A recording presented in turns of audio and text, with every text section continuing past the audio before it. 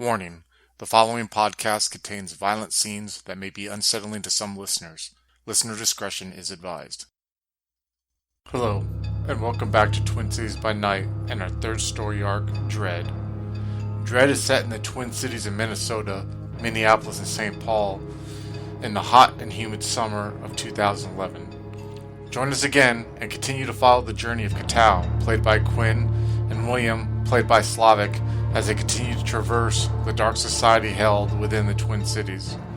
They will be joined by three new Kindred: Warren, a Tremere, played by Adam; Valentine, a Nosferatu, played by Alex; and Lenny, a Nosferatu, played by Andrew. The coterie will find themselves joined together by a sense of dread. If you would like to contact us, you can follow us on Twitter at twin_cities_VTM or Facebook at Twin Cities by Night. We hope you enjoy. So, Kaetao, you see Annabelle drives off in her car. You're standing there on the steps of your apartment. What are you going to do now? Okay. I'm gonna look at the number Annabelle left me for this Lenny guy, and I guess I'm gonna call him. What time is it right now? I'd say it's about 10:30. And actually, we'll say right now corresponds to Lenny, you're sitting at that coffee shop, you know what I mean, reflecting, like you said, you were reflecting after your talk with Gerald, and you see your phone ring with a unrecognized number. Hello. Hey, yeah. Lenny, right? Yes. Who is this? This is Kaetao. I've been told you want to talk to me. Yes. Yes, I do. Are you free tonight? As I'll ever be, yeah. Well, what's a good place to meet you? Let's meet somewhere outside, some like a park. I'll give you. You know any good parks? How about a coffee shop? I just came from one. Now I gotta go back. Whatever Nice. makes you most comfortable. What makes me most comfortable? Well, a nice walk walk among the trees. Put your dog on a leash, walk him around. That sounds nice. Does it sound nice to you? Absolutely. All right. And so I'll list off, some park, and I was like, I'll meet you there. What time? As soon as possible.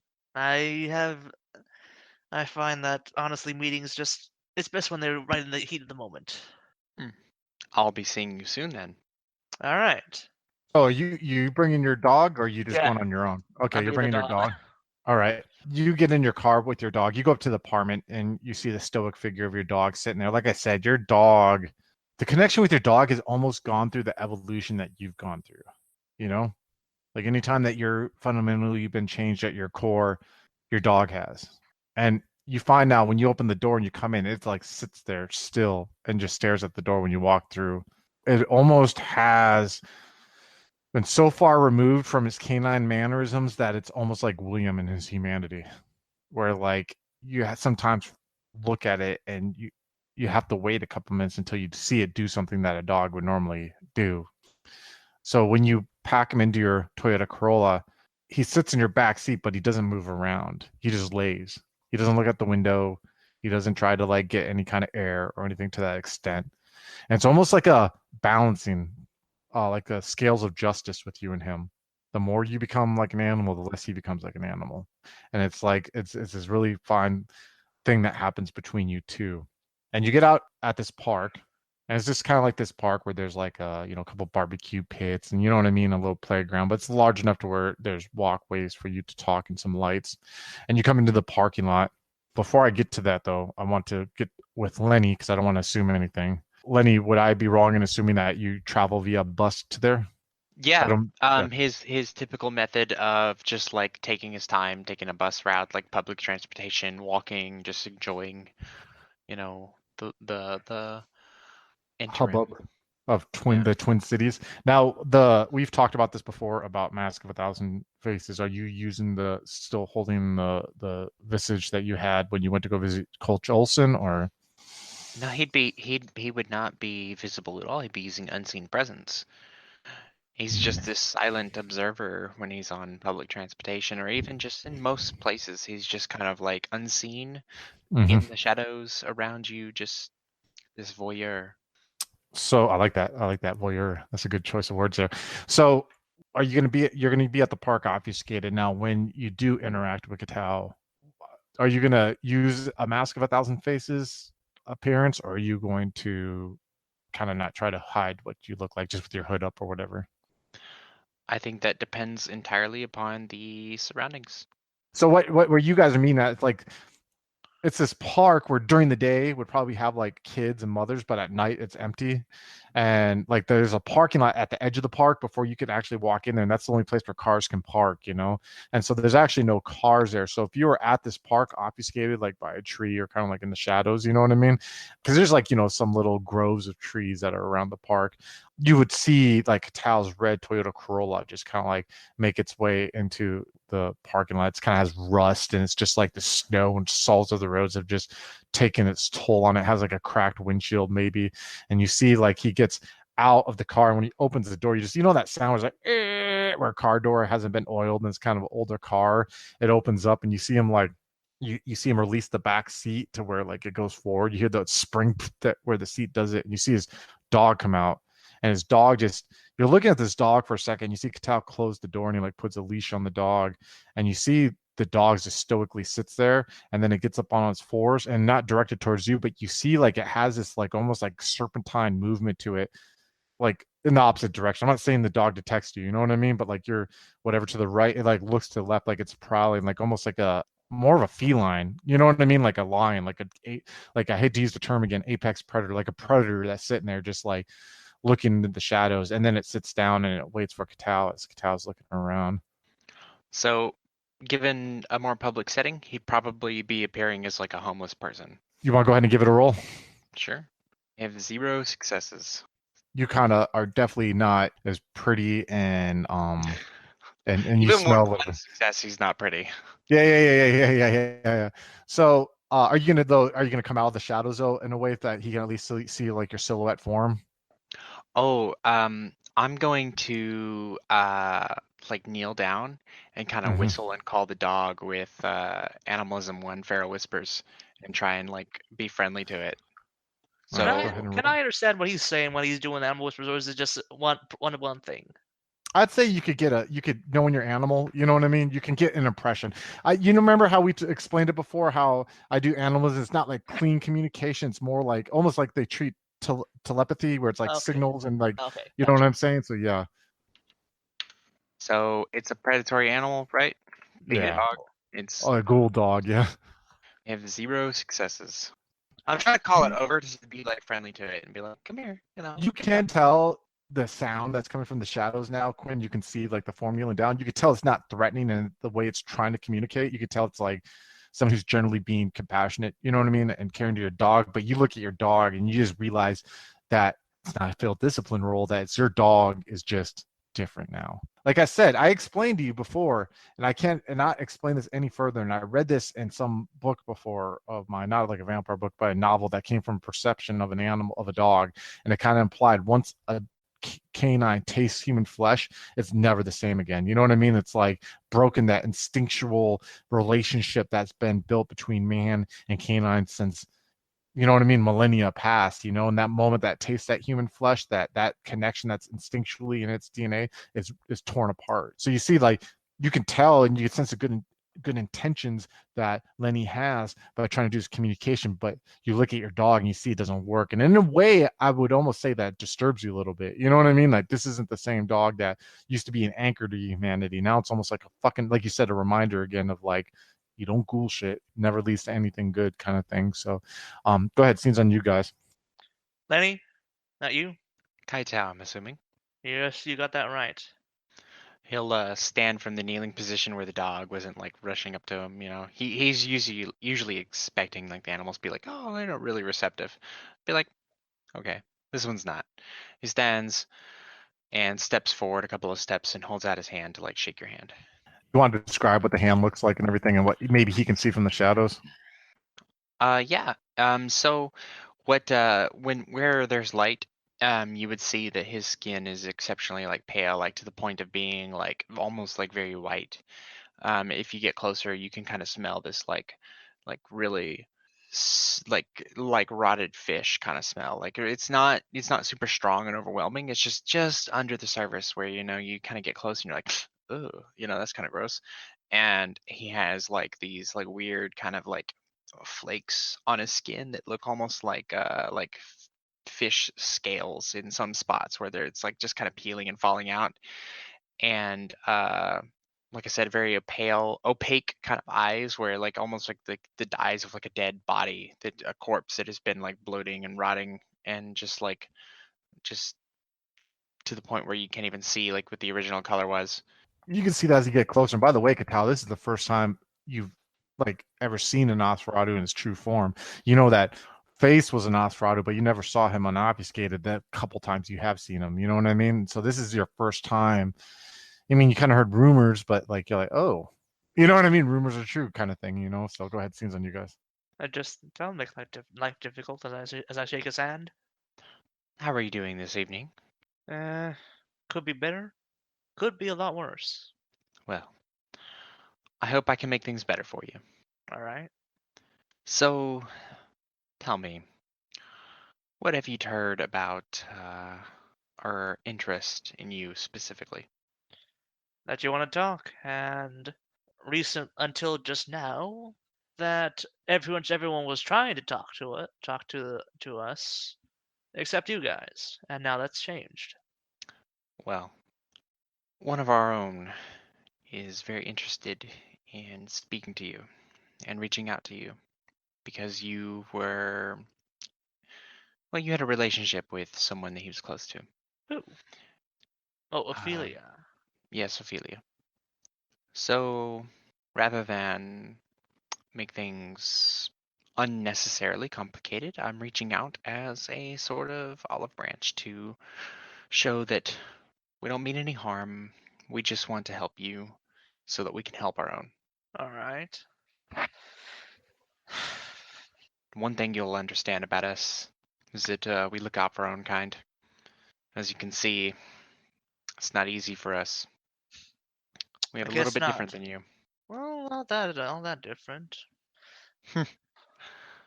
Well, But so, I'm curious. Let's say we get into this, and say whatever happened to Ophelia and Chase happens to you. What is your club? I'm curious as to what exactly your clan's response to that would be. Why are they sending you, essentially? Gerald's sending me because I can handle myself. Because I know how to take care of things that need special precautions taken. Mm. You done a lot? You could say that. I'm capable, and we'll leave it at that. All right. But this other person, he's still a relative unknown to us as well. Brand new to the city. Hmm. So, We finally needs more people in this city. gonna be making friends with him, hopefully. And he really, really wants to meet with you. I'm to broker this arrangement so that you can meet on peaceful terms and talk and work together. If he's so eager, just call him up right now. We can talk right here. I don't have his information yet. Pity. Reached out for you first. Hmm. I just wanted to make sure you're amicable, that this wasn't going to be too much of a problem for you. Well, that's why I make sure if things do turn out to be problems, I got this guy next to me, and I pat the dog. Loyal beast. Yes, quite the appetite too. Well, I know a thing or two about that. All right. So, you're okay with working with us? At least to find out what's going on around here. Well, all the help we can get. I have to warn you, he's gonna have questions. He's gonna want to know what happened, and from what I understand, he is not happy. Name someone who is. Fair. All right then. Let me send a quick text message.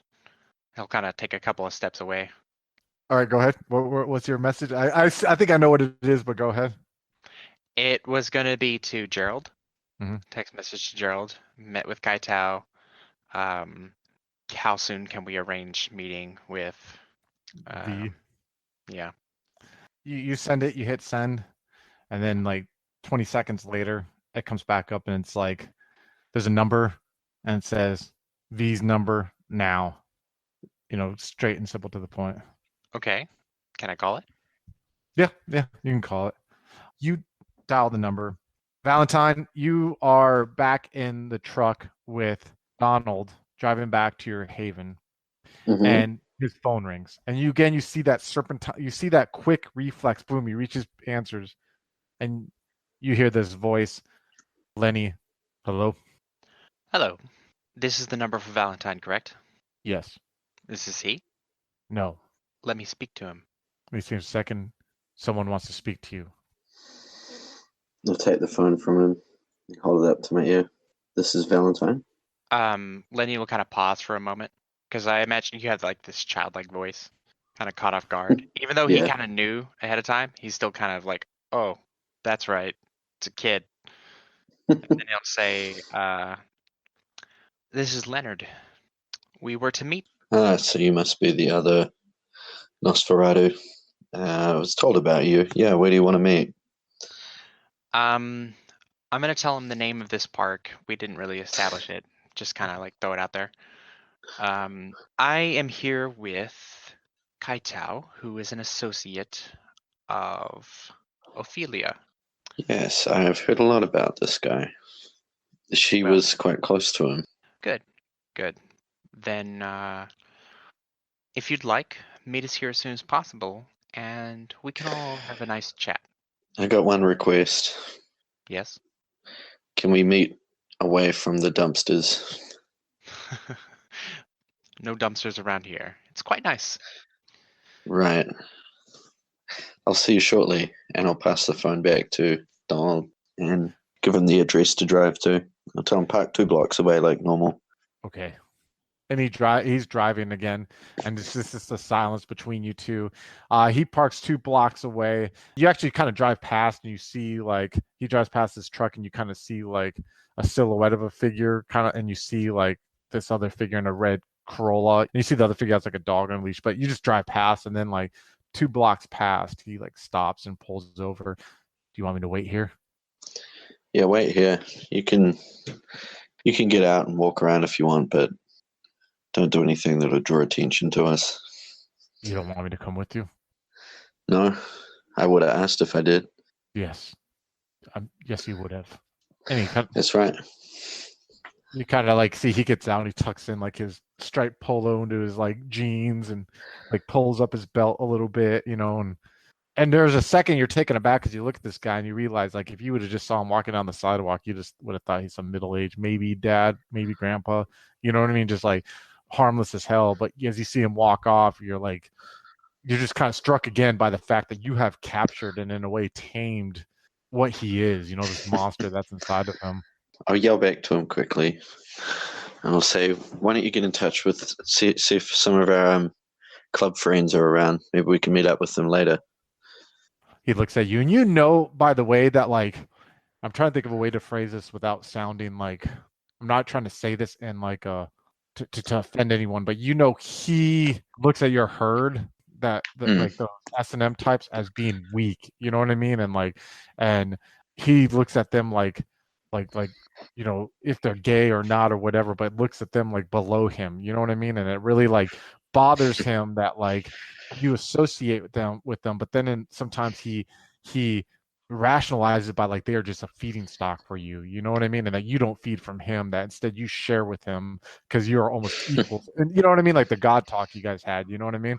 And he just kind of, there's a second when you bring him up and there's this look of like disgust, like he has to like talk to these people, but then he like just disappears. He turns around, you see him pull out his phone and you know what I mean? He makes a call.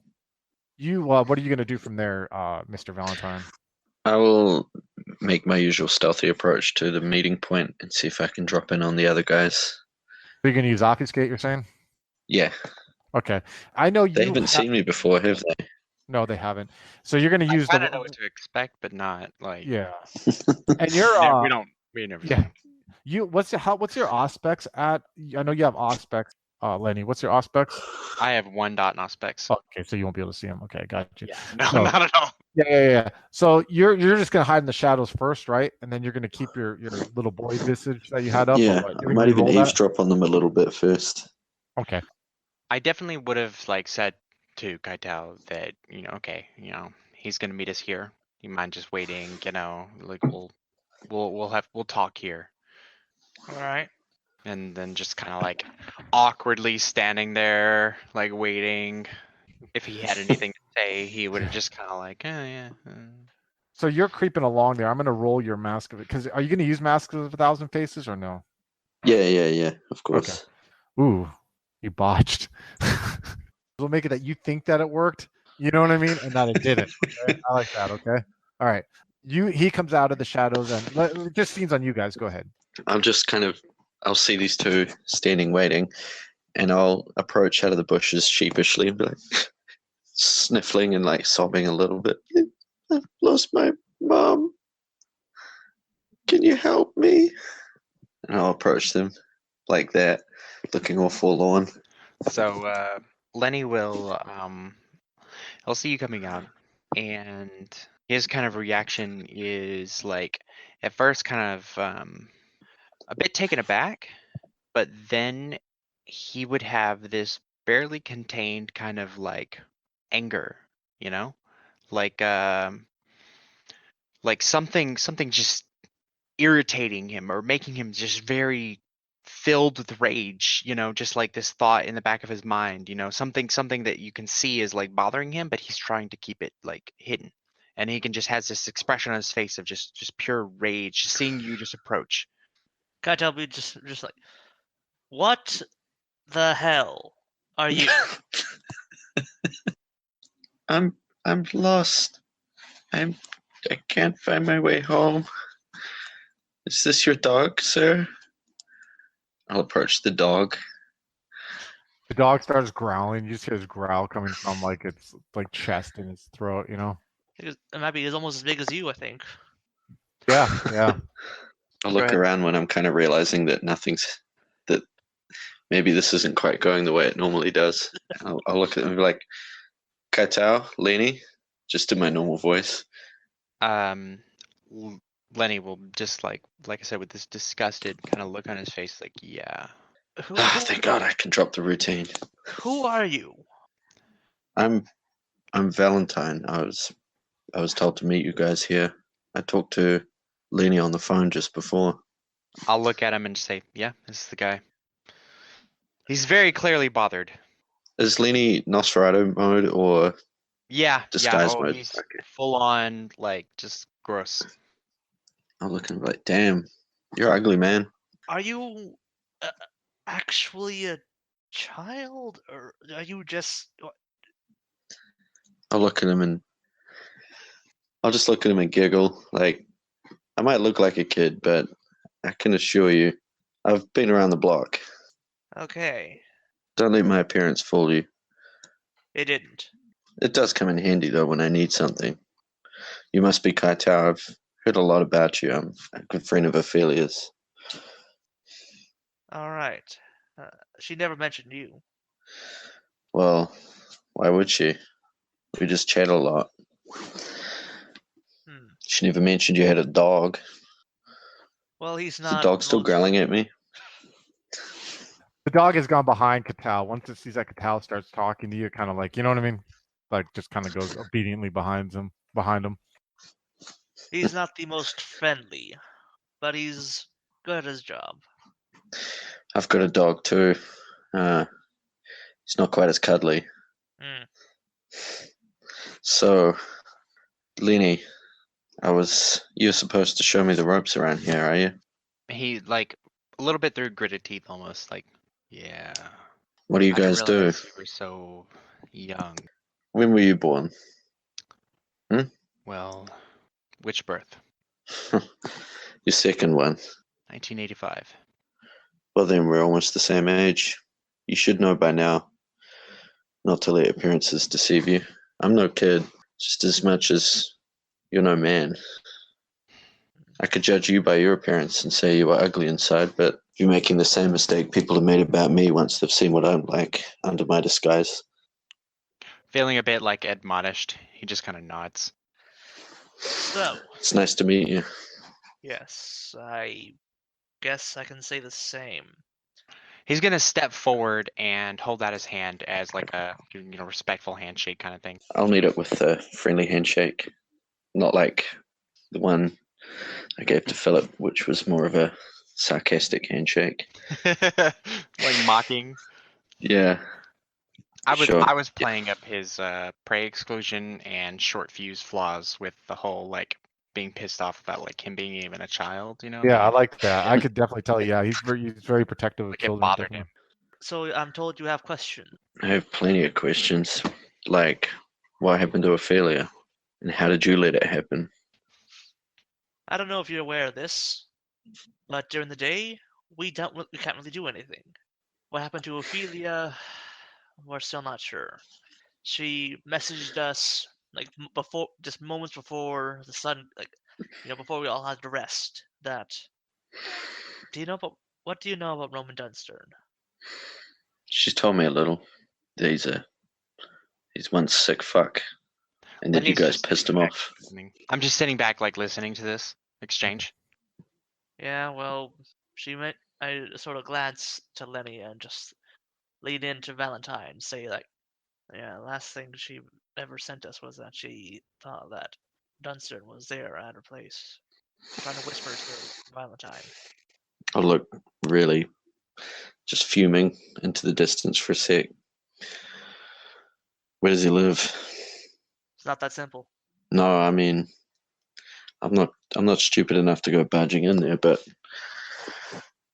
I want to check the place out at least. I want to see how he carries himself, what he does, what company he keeps. Well, if you want, I know the place. I'm not gonna let you go there just yet until we figured out just what each other wants. It's just exactly. I want to find out what happened to my friend, and I want to make whoever did it pay. I know that feeling all too well. He's got connections, and that we need to know first who he's connected to. And until I know I can trust you, I'm not telling you anything just yet. I wouldn't trust me either, but I'm sure it's something that we can develop. All right. It's not Watch just and about see. trust.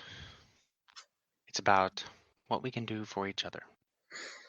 Someone else said something similar to me tonight, but I have the feeling you mean it. You'll come to find that we look out for our own. Well, look, what are you guys doing now? I'm meant to be trying to find out what happened to Jonathan Chase while I'm at it. He was a friend of yours too, so maybe there's something we could work on together. Not sure friend is the right word, but yeah, I knew him. As for me, I've been tasked to help you in any way you need so that you don't get yourself in too much trouble. We'll see what happens. I'll try not to get you in trouble if I get into it. How's that? He'll kind of crack a big smile. Well, standing around in this park is getting a bit chilly. Why don't we head out? I was planning on meeting up with some friends. Maybe we could go get a bite to eat or a drink. I don't do group things like that. I do things by myself. But, You and the dog, huh? when he can behave himself, yes. What about you, Lenny? Absolutely. Just why don't you show me around? All right. William and Warren, you guys are in the car driving. William, your phone rings, and you recognize the number. It's Brian Cooksey's number. That, and just as a reminder, Brian Cooksey is the Venture Whip. He is almost like your brother. Sire of Jonathan, right? Yep, Sire Jonathan, and he's almost like your brother in the blood, and the fact that you both were embraced by Kenneth Whites. Hello, Brian. What do you need? Hello, William. How are you doing? Meeting some new friends. Oh, really? I heard that some of yours are gone, so I take it you have to meet new friends. And out of character, you know that your relationship with Brian has always been like I'm the chosen sibling.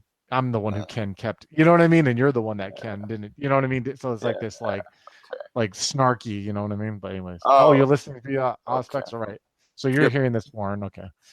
It's like, yeah, I heard you had to meet some new friends. It seems like a couple of years have gone missing. That's weird. Yes, very strange. Hmm. Well, I sure hope you're okay. I sure hope nothing happens to you. So do I. Is there anything you need, Brian? Actually, I was wondering if I can get in touch with you. We can talk in person. We haven't talked in a while. See how you're doing. See if I can, if there's anything I can offer any help with. I think I have some stuff that you would find interesting. You would you? Yeah. Oh, and by the way, Ken wants to talk to you too. He asked me to set this meeting up. So what? It's gonna be a big family reunion? Oof, family reunions usually have a good connotation behind them. I don't think I would call this that. Kenneth seems kind of annoyed. Well, tell him to go fuck himself. And, just hang up. Okay. So are you not? Is that like saying you're not going to meet up with them? I have this SARS enmity flaw. Oh yeah. Your phone rings again. And As soon as I you hang up. do just, Yeah. generally hit my SAR from like day one. Oh yeah, I feel that. Yeah. Your phone rings again though. As soon as you hang, and you recognize Brian's number. Yeah, I'm just gonna let it ring. Just Okay. Warren, let's go. Nice. And you see the little voice message icon on your phone. We'll play that out when you know what I mean, when you get to it. Yeah, Okay. definitely. All right. So you guys get in the car. Your scenes on you guys. Go ahead. If you could just drive me to the college, I'd appreciate it. I can take it from there. Okay, it's fine by me. And that college is St. Catherine's, which is a female college. It's one of the colleges there, just Yep. St. Catherine's. Okay. So tell me, Warren, why do you serve your family when they treat you the way they do as an expendable asset? Because they've kept me alive this long, more or less. You don't think you could keep yourself alive? I do. So why do you need them? They kept me alive after the Sabbat attacked. I owe them. Oh. Well, life boons are hard to pay off. In which case, I understand that. That makes actually absolutely perfect sense. Huh. Yes. Is there anything you would like to know about me or Mr. Kaetao, as much as I can answer for him? How long have you guys been looking into all of this? A little over a year. What have you found out so far? Well, this city has its secrets, every kindred does. And the case of this city, if some things go to light, things will change. Such as what? Leadership structure.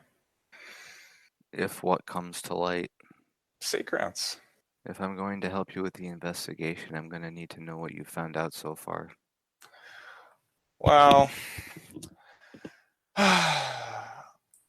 it's a very long story. It's very convoluted. It's not something I can tell you in a car ride. Honestly, it would probably be better if we meet up with Kaetao and just sit and talk about it. Just because so much you don't know. We can do that. Yeah, which does remind me. I have never even heard of you being in our city. And I don't as get much out as, well, me neither, unless, but these last couple of months were not kind to my life, unfortunately. Yes. So, what kind of skills can you offer us? What are you best at? I am an expert investigator. Yes, you already said that. But what methods do you use? And he will proceed to go into a long list of pretty much every method he can think of off the top of his head. Ah. AKA, he has a 5 in investigation. Yeah. So I take it this was your profession as a mortal? More or less. Yes, sir. actually much, much older than me. What was life like back then? Quieter, slower, 70 years. better relationships with people, especially your neighbors. To be fair, your perspective has also changed significantly in this case. I still remember what it was like before. Oh, yes. But And you don't he'll absentmindedly play with a gold wedding band that he is wearing. What's that you have in your hand? It's a wedding ring. You're married? I was. My condolences. Thank you. Must have been hard. Change. Yes. Explain to me what's going on in William's head right now, like with this conversation and everything. I'd like for you to guess first, actually. I think you're trying to pry information out of him. Be as casual as you can, you know what I mean? But get him to open up a little bit, you know what I mean? About and just test the waters, you know what I mean? And kind of see where he stands. Well, the first thing he went to do is, just ask about the relationship and whatever, was sort of to test his loyalties to see where they lie, how it sort of works. Why would he actually, work for them at all? Which, if a kindred says he owes a life boon, then that sort of explains it. But afterwards, it's just, I was talking to him, and I sort of was just trying to sort of understand what makes him tick, because, he's obviously a very peculiar person. And, William also didn't have sort of, let's say, easiest transition into being a vampire. Oh wow! So there's a little bit of empathy there. Yeah, definitely. Okay, yeah. Because that's cool. Because you know what, definitely, Warren is an introvert. You know what I mean? Yeah. It's going to be very hard to get him to come out of his shell. You know what I'm saying? And I like that. So you're in a way, I like that a lot. It's almost an empathy of sorts for him. So of sorts. You know what I mean? Yeah. Of sorts, definitely. I like that. What about you, Warren? What's going on in your head? Warren's very suspicious. Given his history and given everything that's happened to him, he figures that Williams is trying to pull information so that he can eventually use it against him. Well, yeah, because you got to view it too. I mean, that's only can be assumed, right? Because you're being introduced as a foreign body. And to be fair, it's partially true. Yeah. And well, you're kind of introduced as a foreign body into this group, so they're not going to right away trust you, And I almost like how William kind of parlayed the, we'll tell you together, you know what I mean? And it gives William, I think, time to talk to Kaetao and be like, what are we going to tell this guy? You know what I mean? And what do we feel about him and shit like that, rather than just spill all the beans out right away. So, yeah, definitely. But so he pulls over in his Beamer, the car pulls over, you get to the curb, you see the campus there, you see kind of the brick buildings, you can't see too much of it. And I'll have the scene be on you guys. Warren will turn as he gets out of the car, and he will give the car a good long look, try to memorize every detail of it, including the license plate number. Cigar? No, thank you. I have an errand to run before it gets too late. Well, stay safe, Warren. Goodbye. I will try. Hello, folks. Have you ever wished you could have an easy way to find gameplay videos and podcasts, or just media in general that deals with your favorite White Wolf role-playing games? Or have you ever wished you could find a forum to share gameplay that you have recorded, one which wouldn't be drowned out by random posts and discussion, so that your media could get the attention you want? Well, we have the answer for you in a Facebook group we run called White Wolf RPGs Gameplay and Media. The group is specifically ran with the sole intent of it being a one-stop shop for people to view or share media involving the games we all love. We take thorough steps to ensure the page does not become cluttered and is easy to traverse. We are currently over 1,000 members strong, and we are continuing to rapidly grow, with new media being shared every day. Stop on by. We hope to see you there. High Level Games, the industry's first choice in taking your games to the next level. We are a podcast blog and new media network at highlevelgames.ca, We have blog posts about all of your favorite games going up 5 days a week, and a podcasting network with actual plays and shows that discuss role-playing games, with more rolling out all the time. We are on iTunes, Twitch, and YouTube. Find out more information at highlevelgames.ca, a site that certainly isn't controlled by a shadowy board of directors of otherworldly origin. That's highlevelgames.ca. Please, help. They're coming.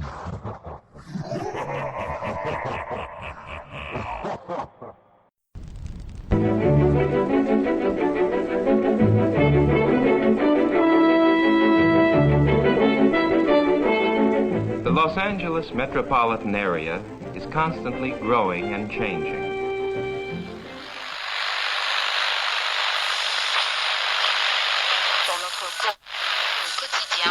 The Central District is full of new buildings. The Hollywood and Wilshire districts, once far from downtown, now are part of a which spreads past Beverly Hills and out to the ocean.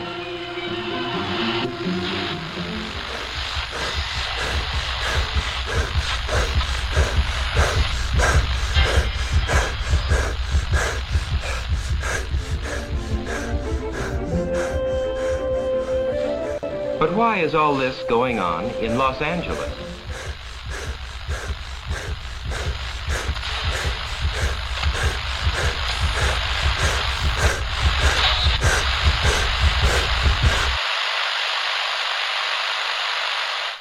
Why is Los Angeles an exploding city?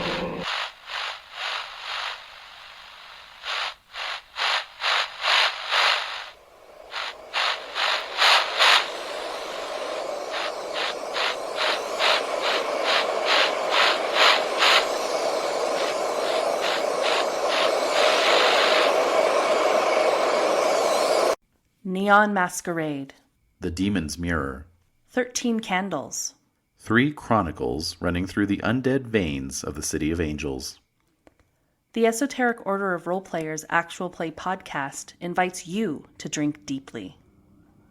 Go to eorpodcast.com and search the duets tag to find out more.